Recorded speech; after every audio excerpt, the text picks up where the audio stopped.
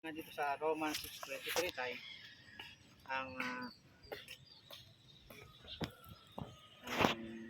buong bunga ng ang kabayaran ng kamatayan natin ay sabi ito sapagkat ang kabayaran ng kasalanan kamatayan tatagpuan ang kaloob na walang bayad dito ay buhay na walang hanggan kay Kristo na ating Panginoon. Ayan, pagka yun nga siya tinanggap mo kasi tayo pag once na matay tayo harap tayo sa Panginoon Diyos sa taas, sa langit, siguro man agad tayo kung tayo ba ay mababa impyerno or sa Panginoon Diyos dahil tayo ay kasalanan na tayo. Kaya kung ikaw ay namumuhay na sa kasalanan hanggang sa ngayon, pag ikaw ay binawian ng buhay, sigurado impyerno ang bagsak natin.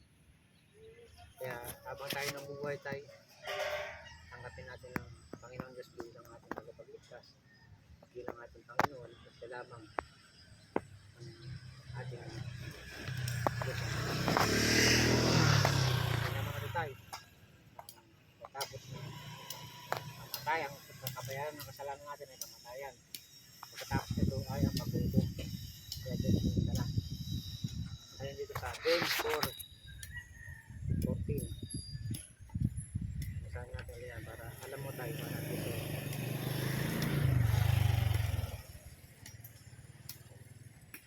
James 4:14.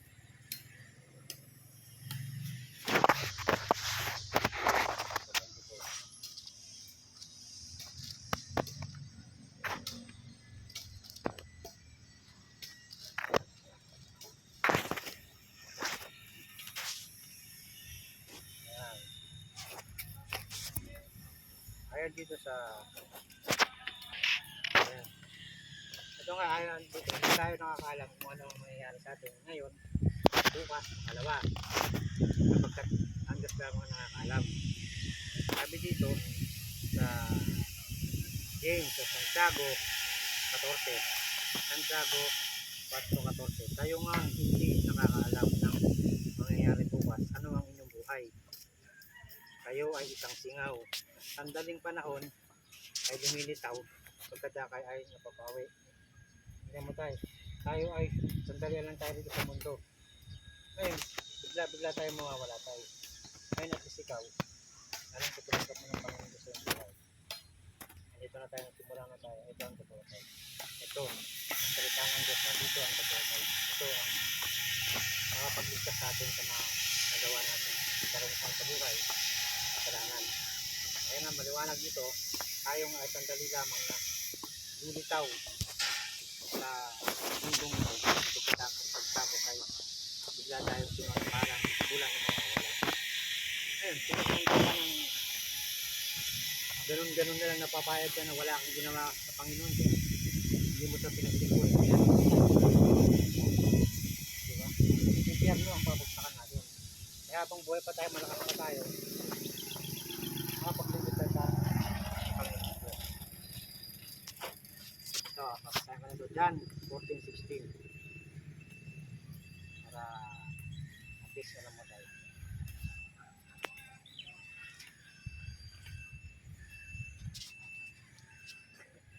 John 14:15 pa.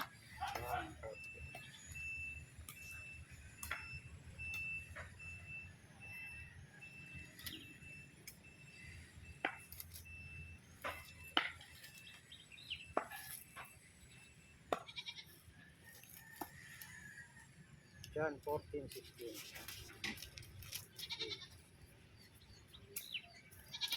Sabi dito, at ako'y dadalangin sa Ama, at kayo'y bibigyan niya ng ibang mga aliw upang siyang sumapakailanman. Suma sa inyo, sa atin magpakailanman. Yan nga, tayo dadalangin sa Panginoon Diyos kaya atin tinanggap na ang Panginoon Diyos ay laging nasa atin. Kaya ito ang ating kaligtasan, Panginoon Diyos. Acts 30:31. Sabi sila, 190.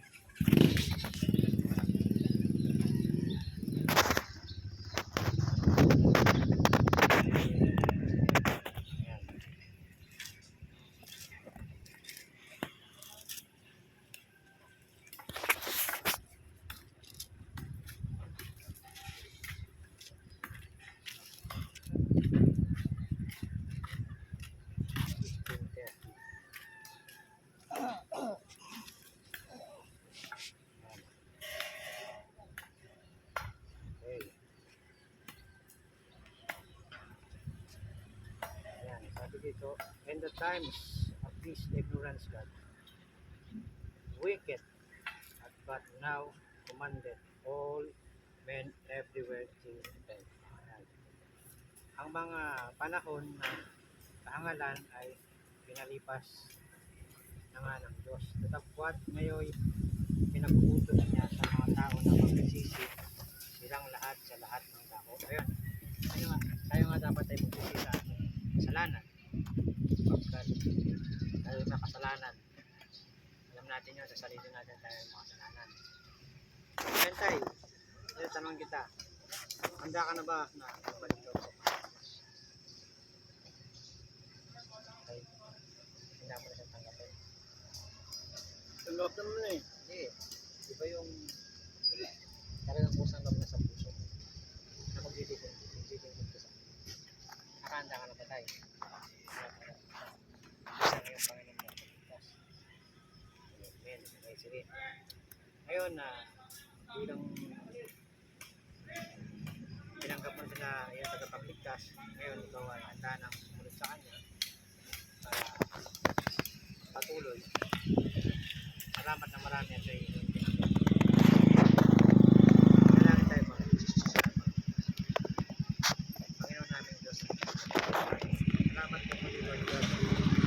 Salamat po Panginoon ng mga salita Panginoon. Salamat po Panginoon sa pinabuti natin tatay na siya po ay nakakatiyak na po Lord ng paligtasan. Siya man po ay bawian niyo po ng buhay Panginoon. Alam ko po Lord God sa mga oras ng Panginoon, bukal na po sa kanyang puso na tinanggap po na kayo bilang inyo pong tagapagligtas Panginoon. Kaya naman po Lord God, taos puso po ko at buong kababayan lang nagpapasalamat. Binigyan niyo po ng panahon Panginoon. Oras Panginoon, tatay ay makakilala. Kaya naman po Panginoon, maasa po ako Panginoon na patuloy mo po sa Panginoon. Gabayan Panginoon na bless Lord God. Ngayon din po Lord God sa kanyang kalusugan Panginoon. Alam po natin na magkaramdaman po sa tatay. Ipuin mo po nawa siya Lord God para po sa kanyang kagalingan Lord. Pinag-pray po namin ito. Salamat po Lord muli sa bagang ito Panginoon. Samahin niyo po ang kapurihan kailan man. Tinataas po namin ang lahat nito sa pangalan ni Jesus na aming tagapagligtas. In Jesus Christ's mighty name we pray. Amen. Okay tayo. Salamat.